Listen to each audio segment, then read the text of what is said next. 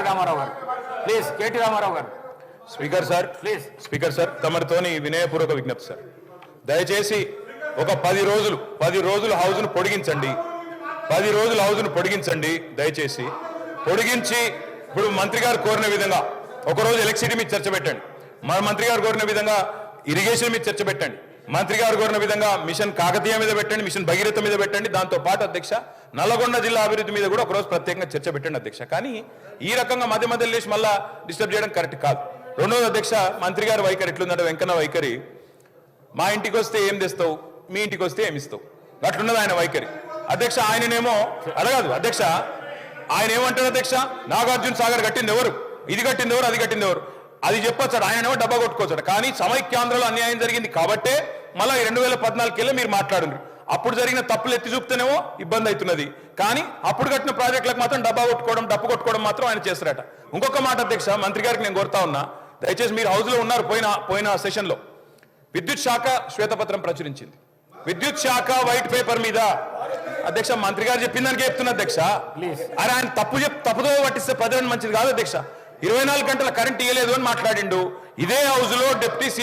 మీ deputy CM చెప్పిండు అది చెప్తున్నా వినండి ఓపికగా వినండి మీ డిప్యూటీ సీఎం గారు ప్రవేశపెట్టిన శ్వేతపత్రంలో నుంచే కోట్ చేస్తున్నా మీ డిప్యూటీ సీఎం గారే చెప్పిండ్రు కేసీఆర్ గవర్నమెంట్ లో అత్యధికంగా యావరేజ్ గా 19.2 గంటల కరెంటు 24 గంటల కరెంటులో యావరేజ్ 19.2 అవర్స్ ఇచ్చినామని చెప్పి మీ డిప్యూటీ సీఎం చెప్పిండ్రు కాదంటే మీరు పోయి మీ డిప్యూటీ సీఎం తో పంచాయతీ పెట్టుకోండి ఆయన అటు ఎందుకు చెప్పినా అడుక్కోండి ఇంకొక మాట లాగ్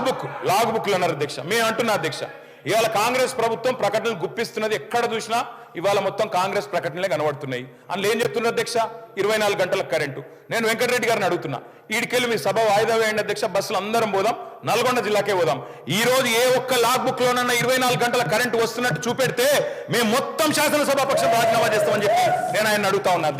అధ్యక్ష ఇప్పుడు వాళ్ళేమో ప్రచారం చేయొచ్చు పద్ధతి కాదు అధ్యక్ష మాట్లాడుతుంది ఒకటి వారు ఇంకొకటి చెప్తా ఉన్నారు ఇంకొక మాట అధ్యక్ష అధ్యక్ష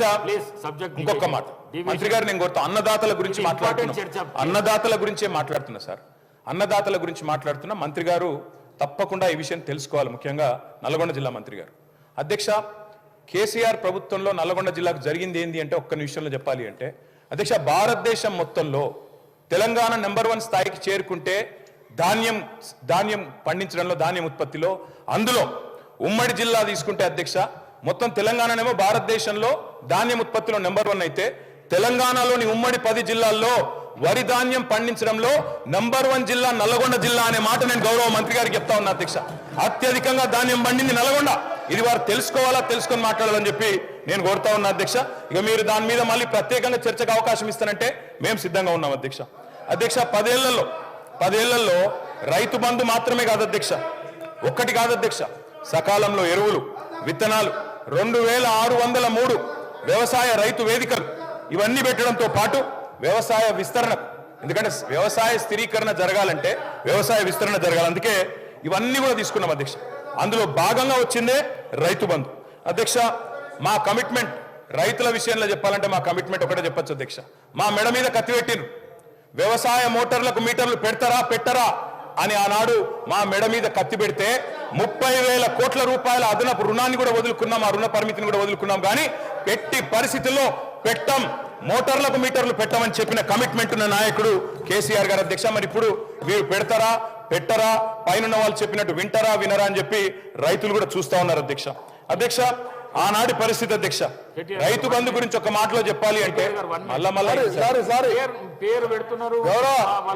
గౌరవ సభ్యులు గారు సార్ మీ ద్వారా కేటీఆర్ గారికి రిక్వెస్ట్ చేస్తున్నాం లాస్ట్ 10 years మీ రూల్లో 1 ఎకరానికి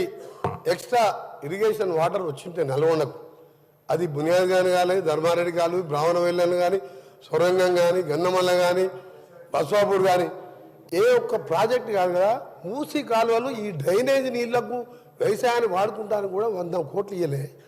ఈ ఏమంటారు అధ్యక్ష మిస్గైడ్ చేస్తున్నాను నల్గొండ జిల్లాలో ఎక్కువ ధాన్యం పండింది ఎట్లా పండింది అధ్యక్ష ఆనాడు ఇందిరాగాంధీ జవహర్లాల్ నెహ్రూ పూర్తి చేసిన సాగర్ డ్యామ్తో 8 lakhs acres AMRP project NT Rama Rao మొదలు పెడితే ఆ తర్వాత డిస్ట్రిబ్యూట్ కెనాల్తో 400 కోట్లతో నేను రాజశేఖర రెడ్డి గారు సీఎం ఉన్నప్పుడు పూర్తి చేస్తే వచ్చిన పంట ఈసారి మన పోయినసారి అధ్యక్ష క్రాప్ హాలిడే ఎందుకు క్రాప్ హాలిడే? ఈయన జగన్మోహన్ రెడ్డి గారు వీళ్ళకి బిర్యానీ పెట్టి వీళ్ళ ఫ్రెండ్షిప్ వేరే. రాయలసీమ లిఫ్ట్ ఇరిగేషన్ అధ్యక్ష, అరే ఆగమా బాబు నీకు చెప్తా, మా బాధ చెప్తా నేను. రాయలసీమ లిఫ్ట్ ఇరిగేషన్ పోతిరెడ్డిపాటి 88,000 టీఎస్కే 44,000 పెంచితేనే సొంత పార్టీ ముఖ్యమంత్రి రాజశేఖర రెడ్డితో కొట్లాడినా నేను. సొంత పార్టీ ముఖ్యమంత్రి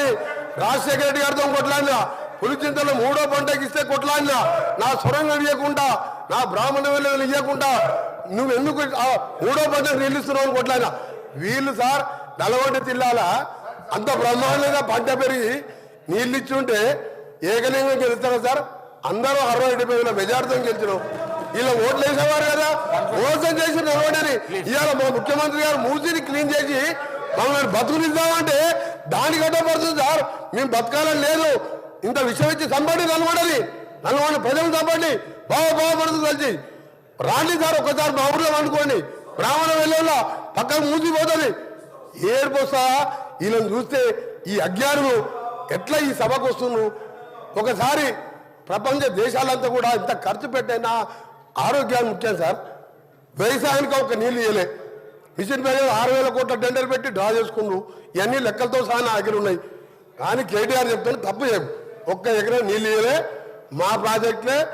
ఎన్టీ రామారావు పుణ్యమని ఏఎంఆర్పి రాజశేఖర డిస్ట్రిబ్యూషను, మా రేవంత్ రెడ్డి గారి పుణ్యాన 2 నెలల్లో సొరంగం, బ్రాహ్మణ వెల్లేల, గన్నవల్ల, బస్వాపూర్ పూర్తి చేసుకుంటాం. జిల్లా మొత్తం సస్యశామనం చేసుకుంటాం. మీరు ఎన్ని అడ్డపడ్డా, బీజేపీ వాళ్ళు అడ్డం పడ్డా, మూసీని క్లీన్ చేయించుకొని మేము బతికే కోరిక, మేము కూడా బతకాలి. అది చేస్తున్నాను ముఖ్యమంత్రి గారికి మీ ద్వారా వాళ్ళకు కూడా జ్ఞానోదయం కలగాలని ఆ దేవుని ప్రార్థన